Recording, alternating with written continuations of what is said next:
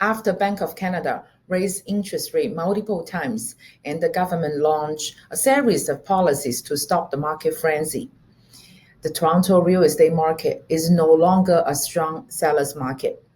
How can seller still sell the property fast and for top dollars? Hi, my name is Priscilla. I'm a real estate broker in the Greater Toronto area. Today, let's talk about good process to sell a home.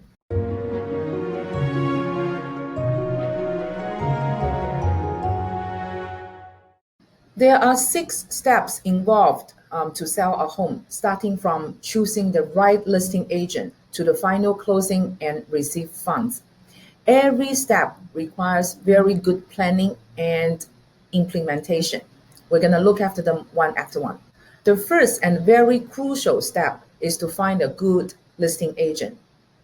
Just like a company interview for employees, we also should start with interviewing several agents. A good candidates can be found from reading the agent's past clients' review. They should have numerous critics with high ratings. When the agent come to the interview, we focus on hearing what they say about how they're going to market this property. The good sales result always comes from marketing activities that bring the maximized exposure to the property. The more showings we can generate, the higher possibility we can receive a good offer. We also need to know what type of additional value-added service this agent can bring to us, such as do they provide free staging and what extra marketing activities they're going to do to boost, to promote our property other than just simply upload to MLS, centralized database. The final step is to learn their commission package. Don't just go to the agent that's going to charge you the least, because if a good agent can bring you a comprehensive integrated marketing plan and implementation, very often your property is likely to sell high and you will end up having a higher net in your pocket.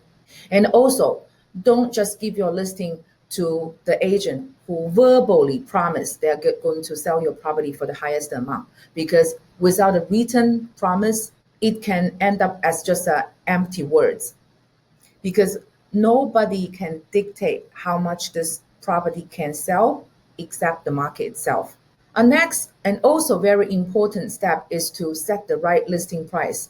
How much our property is worth can come from comparing the recent transactions of similar properties in the same neighborhood.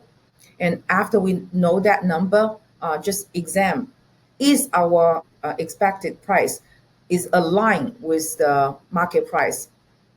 If for whatever reason we hope to sell high because of the cost, for example, then we should not just put the property on the market. We would rather wait until the market catches up.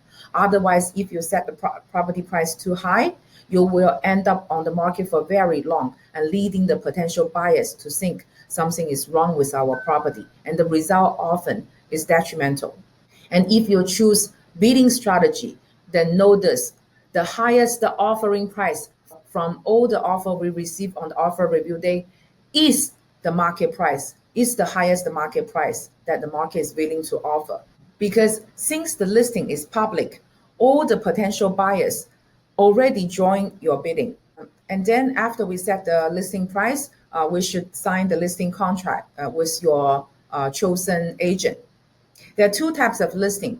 You can put it on MLS, which is the most typical way, but you can also choose a certain period of exclusive listing, means the agent will promote it in exclusive channels without putting on MLS.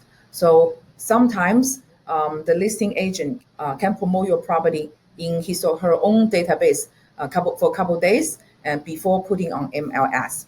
And you also should provide all the key and material information to your listing agent so he or she can upload to MLS listing for buyer's reference. Then it comes to the showing stage. Clean your property and let your listing agent arrange staging. Also allow a window to take pictures and make videos this material can be used to promote your properties in public. During the showing, I strongly recommend the seller to move away from this property, leave the property vacant so the buyer agent has more windows to book the showing. Remember, the more showing we receive, the higher likelihood we will receive high quality offer. Finally, for the offer review, there are two methods. When the market is a strong seller's market, a lot of sellers, they were using bidding strategy. The listing agent will announce a day and welcome all the interested parties to bring their offers, and all offers will be reviewed, and the highest quality offer will be chosen or signed back by the seller. Another way is to welcome offer anytime. In case like this, the seller lists a price very close to what he's expecting. So whoever bring an offer at that price might be considered to sell. So when we accept or sign back an offer, obviously the first thing we consider is the price. Does it match our expectation? But other than that, we also want to make sure all the clauses or conditions are reasonable. For example, the closing date match our moving plan. Then finally, we come to closing. A lot of times the buyer's offer would say they want all the electronic appliances are in good working order. So make sure they are. Otherwise, the buyer might ask for credit to compensate. We also clean the property. And when the title is transferred to the buyer successfully, our sellers, lawyers, trust account will receive all the funds paid by the buyer. And then the buyer's deposit, which paid to the listing brokerage trust account, will also be refunded to the seller after reducing the both sides agents commission fee. So this is pretty much the whole process. Do note, unlike certain markets, all the funds we are only receiving on closing date, but not before. So do your financial plan according to this schedule. This is the end of this video. If you have any recent sale plan, please feel free to talk to us so we can customize the selling strategy for you. Looking forward to connecting with you in next video.